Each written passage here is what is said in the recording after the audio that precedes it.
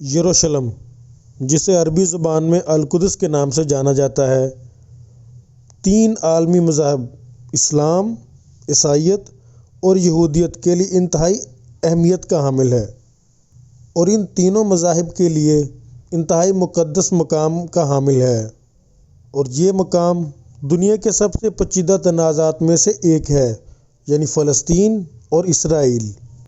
یروشلم، جہاں پہ مسجد اقصیٰ واقع ہے، یہ مقام اسلام میں مکہ اور مدینہ کے بعد تیسرا مقدس ترین مقام ہے۔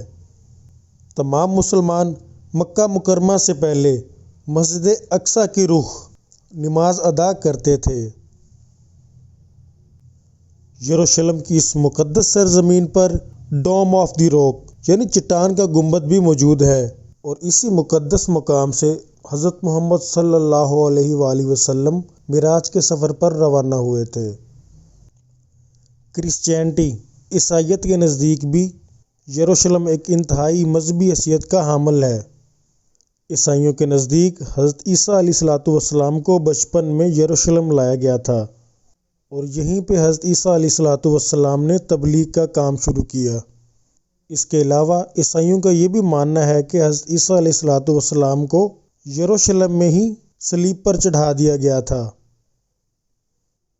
اسی طرح جوز، یہودیوں کے نزدیک بھی یہ ایک انتہائی اہمیت کا حامل مذہبی اور روحانی شہر ہے۔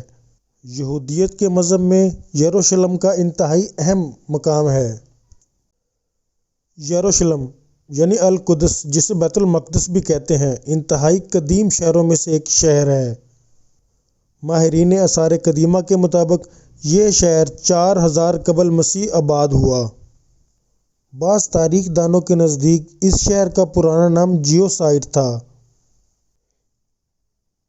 1000 قبل مسیح میں بادشاہ ڈیوڈ نے یروشلم پر حملہ کیا اور اس شہر کو اپنے قبضے میں کر لیا۔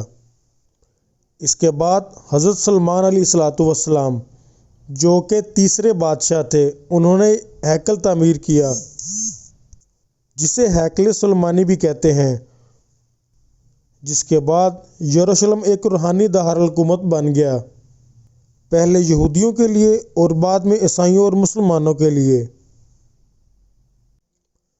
586 قبل مسیح میں بابل کی سلطنت، جو کہ موجودہ دور میں عراق کا علاقہ تھا، جنہیں بیبیلونینز بھی کہا جاتا ہے، انہوں نے یروشلم پر حملہ کر کے ہیکل سلیمانی کو تباہ کر دیا، لیکن پھر بعد میں اس ہیکل کی تعمیر نو ہو گئی۔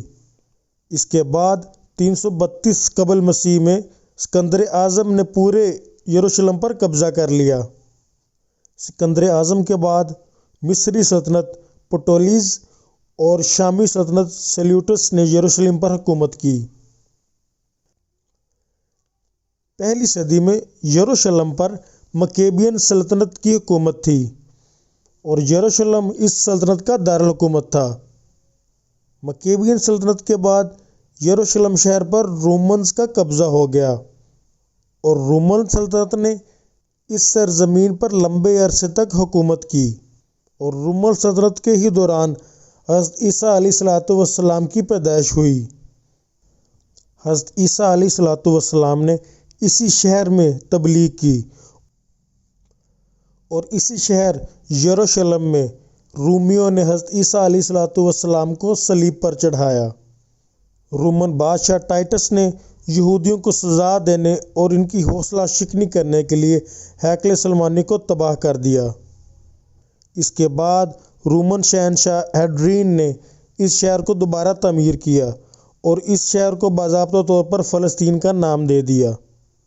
سن 313 میں رومی سلطنت کے دوران یروشلم میں عیسائیت تیزی سے پھیلی اور یروشلم عیسائیت کا مرکز بن گیا۔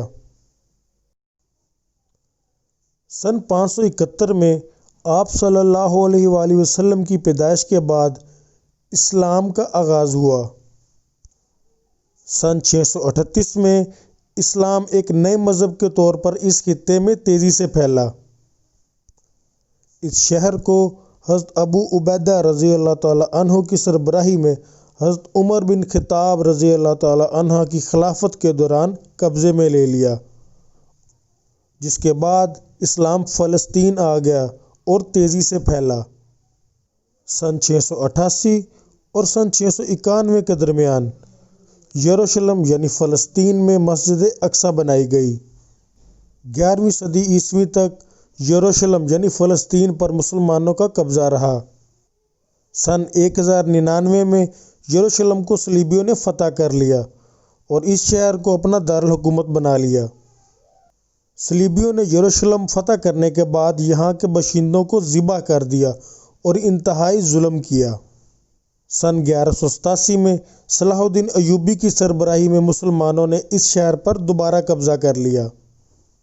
صلاح الدین ایوبی کے بعد مملوکوں اور پھر سلطنت عثمانیہ نے یروشلم پر 19ویں صدی تک حکومت کی۔ Please like and subscribe my channel تاکہ میں اسی طرح آپ کے لیے اچھی ویڈیوز لاتا رہوں۔